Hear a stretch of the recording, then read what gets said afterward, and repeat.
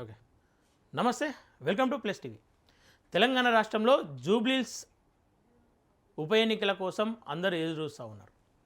ఏదైతే ఆ ప్రాంతంలో ఉన్నటువంటి ఎమ్మెల్యే అకాల మరణం తర్వాత ఆ ఎన్నికలు రావడం, ఆ ఎన్నికల్లో ఎవరు గెలుస్తారు, గెలిస్తే ఎట్లాంటి పరిణామాలు ఉంటాయని చెప్పేసి చాలా ఆసక్తిగా తెలంగాణ రాష్ట్ర ప్రజలు ఎదురు చూస్తూ ఉన్నారు. అలాగే క్యాండిడేట్లను ఎవరిని నిర్ణయిస్తారని చెప్పేసి ఆ నాయకులు కూడా అయోమయంలో ఉన్నారు. ఎవరిని ఫిక్స్ చేస్తే బాగుంటుంది, అటు బీఆర్ఎస్ సెంటిమెంట్గా అదే కుటుంబానికి ఇద్దామన్న ఆలోచనలో ఉంది, ఇటు కాంగ్రెస్ గతంలో నిలబడ్డ వ్యక్తికి ఎమ్మెల్సీ ఇచ్చి పక్కకు తప్పించింది, మరి వాళ్ళ మాస్టర్ ప్లాన్ ఎట్లా ఉండబోతూ ఉంది, అటు బీజేపీ అయితే దీపక్ రెడ్డిని ఖరారు చేస్తున్నట్లు క్లియర్గా అనిపిస్తూ ఉంది. ఇక్కడ ఒకసారి డీటెయిల్గా చూసే ప్రయత్నం చేద్దాం. ఆ ప్రాంతం అంతా కూడా 45% పైగా ముస్లిం ఓట్లు ఉంటాయి. ఇక బీజేపీకి అవకాశాలు చాలా తక్కువే అని చెప్పేసి కనిపిస్తూ ఉంది. ఇంకా పోటీ బీఆర్ఎస్ కాంగ్రెస్ మధ్యలో అని చెప్పేసి క్లియర్గా కనిపిస్తూ ఉంది. ఎంఐఎం పోటీలో ఉండబోతా ఉందా, లేదంటే కాంగ్రెస్కు మద్దతు తెలుపుతుందా అనే వార్త కూడా ఆసక్తిగా మారింది. సరే, ఆ ప్రాంతంలో ఉన్నటువంటి ఓట్ల సంఖ్య చూసే ప్రయత్నం చేద్దాం. ఓకే, జూబ్లీహిల్స్ నియోజకవర్గంలో గతంలో పోలింగ్ కేంద్రాలు 329 ఉండగా ఇప్పుడు 408కి పెంచామని జిల్లా ఎన్నికల అధికారి తెలిపాడు. అక్కడ ఓట్ల సంఖ్య చూసుకుంటే 3,92,699 మంది ఉండగా అందులో పురుషుల సంఖ్య 2,04,288 మంది కాగా మహిళా ఓటర్లు 1,88,356. ఇక ఇతరులు 35 మంది అని చెప్పేసి వెల్లడించారు. ఇక అక్కడ 3,92,000 ఓట్లు అని చెప్పేసి చెప్తా ఉన్నారు. ఇందులో ప్రధానంగా ముస్లింల ఓట్లు అక్కడ గెలుపు ఓట్లను నిర్ణయిస్తాయి. మరి ముస్లింలు ఎటువైపు ఉండబోతూ ఉన్నారు? బీజేపీ వైపు అయితే ఉండే అవకాశం లేదు. మరి ఎంఐఎం పోటీలో ఉంటుందా ఉండదా? ఒకవేళ ఉండకపోతే ఇక బీఆర్ఎస్ కాంగ్రెస్కు ఎట్లాంటి పోటీ ఉండబోతూ ఉంది, అక్కడ అభ్యర్థులను ఎట్లా ఎన్నిక చేస్తారు, గతంలో జరిగినటువంటి రిజల్ట్ కూడా ఒకసారి చూసే ప్రయత్నం చేద్దాం. 2009లో చూసుకుంటే విష్ణువర్ధన్ రెడ్డి కాంగ్రెస్ నుండి గెలుపొందిరు.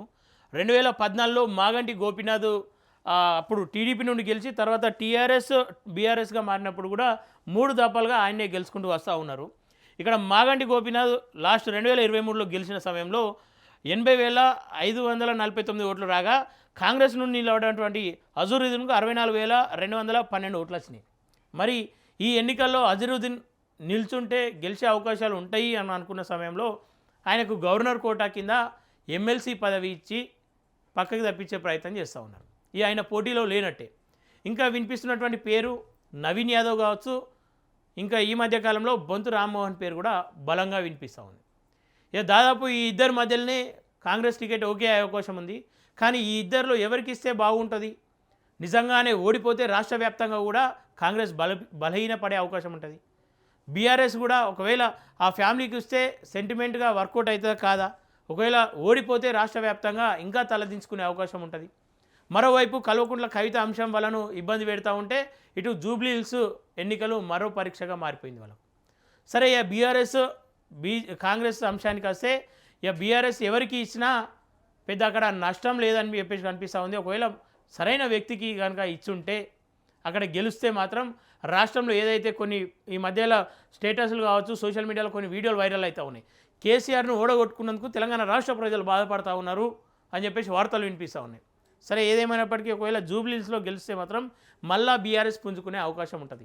అటు స్థానిక ఎన్నికల్లో పుంజుకునే అవకాశం ఉంటుంది, ఇటు జూబ్లీహిల్స్లో గెలిస్తే రాష్ట్ర వ్యాప్తంగా వాళ్ళు మరోసారి ఒక మెట్టు ఎక్కి వాళ్ళ ఎవరైతే ఆశలు చంపుకొని ఉంటా ఉన్నారో బీఆర్ఎస్లో, ఎవరైతే బీఆర్ఎస్ పార్టీని విడుస్తూ ఉన్నారో, విడవాలన్న ఆలోచనలో ఉన్నారో వాళ్ళందరూ కూడా ఆగే అవకాశం ఉంటుంది.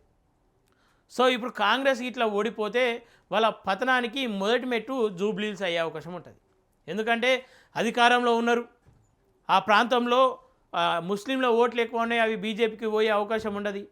సో ఈ సమయంలో ఎట్లాంటి వ్యక్తికి మనం టికెట్ ఇస్తే అక్కడ గెలిచే అవకాశం ఉంటుంది, నిజంగా ఆ వ్యక్తి గెలవకపోతే అట్లా వాళ్ళ రాష్ట్రం వ్యాప్తంగా వాళ్ళ పరువు పోయే అవకాశం ఉంటుంది.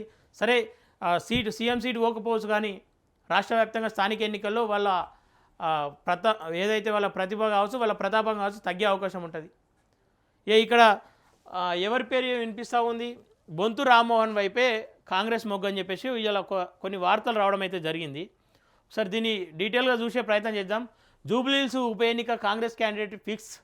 జూబ్లీహిల్స్ రేసులో టాప్లోకి బొంతు రామ్మోహన్, మాజీ మేయర్ బొంతు రామ్మోహన్ వైపు కాంగ్రెస్ మొగ్గు. అన్ని క్వశ్చన్స్ను బేరీజ్ వేసుకొని క్లారిటీకి బొంతు రామ్మోహన్ అయితేనే బెటర్ అంటున్న సీనియర్లు.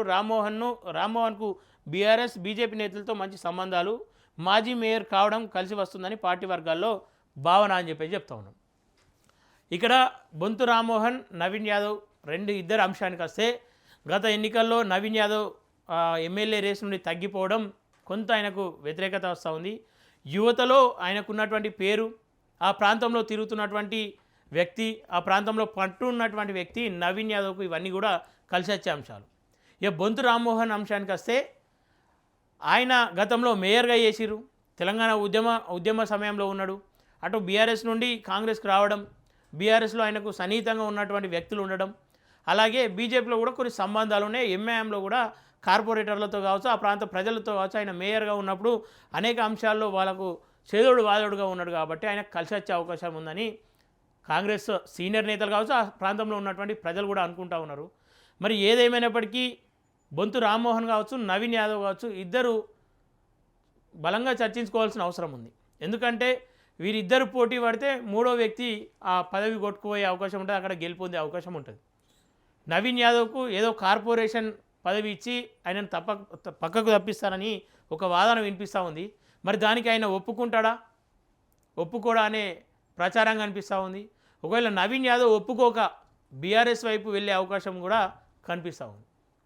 ఇటు బొంతు రామ్మోహన్ విషయానికి వస్తే, ఆయనకిస్తే కళ్ళు మూసుకొని గెలుస్తాడని చెప్పేసి ఆ ప్రాంత ప్రజలు కూడా అంటూ ఉన్నారు. ఎందుకంటే గతంలో మేయర్గా ఉన్నప్పుడు ఆ ప్రాంతానికి అనేక పనులు చేసిండు, అలాగే బీఆర్ఎస్తో సన్నిహితంగా ఉండు, బీజేపీతో సన్నిహితంగా ఉండు, తెలంగాణ ఉద్యమకారుడు అనే కార్డు ఉంది. అలాగే బీఆర్ఎస్ నాయకులు కూడా ఆయన వైపు చూస్తారు, ఎందుకంటే గతంలోనే ఎమ్మెల్యేగా పోటీ చేసి ఓడిపోయిన సానుభూతి ఉంది. అలాగే వాళ్ళందరితో సన్నిహితంగా ఉండు, మా వ్యక్తి ఒకవేళ ఏదైనా పనులు అయ్యే అవకాశం ఉంటుంది, ఆయనకు డైరెక్ట్ మనకు పోయే అవకాశం ఉంది, ఆయన దగ్గరికి మనం వెళ్ళడానికి ఆస్కారం ఉంది. కాబట్టి బీఆర్ఎస్ వ్యక్తులంతా కూడా ఆయన వైపు చూస్తూ ఉన్నారని చెప్పేసి వినిపిస్తూ ఉంది. సో కాంగ్రెస్ బలంగా ఆలోచించి మరి బొంతు రామ్మోహన్కి ఇవ్వబోతా ఉందా టికెటు, నవీన్ యాదవ్కి ఇవ్వబోతా ఉందా, ఎవరికి ఇచ్చినా ఈ ఇద్దరు కలిసి పనిచేస్తేనే అక్కడ గెలుపోవటంలో నిర్ణయించుకోవచ్చు. ఇద్దరు ఎడముఖం పెడముఖం చేస్తే మాత్రం ఖచ్చితంగా ఓటమి పాలయ్యే అవకాశం ఉంటుంది. కాబట్టి అటు కాంగ్రెస్ మంచి నిర్ణయం తీసుకోవాలి, దాంతోపాటు ఈ ఇద్దరు వ్యక్తులు కూడా ఒక నిర్ణయానికి వచ్చి కలిసి పని చేసుకుంటే బాగుంటుందని చెప్పేసి ఆ ప్రాంత ప్రజలు కోరుకుంటూ ఉన్నారు. మరి జూబ్లీహిల్స్ ఎన్నికల్లో గెలుపు ఓటములు త్వరలో రాబోతూ ఉన్నాయి. ఎన్నికల తర్వాత ఎట్లాంటి నిర్ణయం ఉంటుంది, రాష్ట్ర ప్రజలు కూడా దానివైపు ఆసక్తిగా చూస్తూ ఉన్నారు. ఏదేమైనప్పటికీ పార్టీలన్నీ కూడా మంచి నిర్ణయం తీసుకుంటుందని చెప్పేసి, అలాగే ఆ ప్రాంత ప్రజలు కూడా మంచి వ్యక్తికి ఓటేసి గెలిపించుకుంటారని చెప్పేసి మేము కూడా కోరుకుంటా ఉన్నాం. చూద్దాం ఎట్లాంటి నిర్ణయం తీసుకోబోతా ఉంది కాంగ్రెస్ అని చెప్పేసి వేచి చూడాల్సిన అవసరం ఎంతైనా.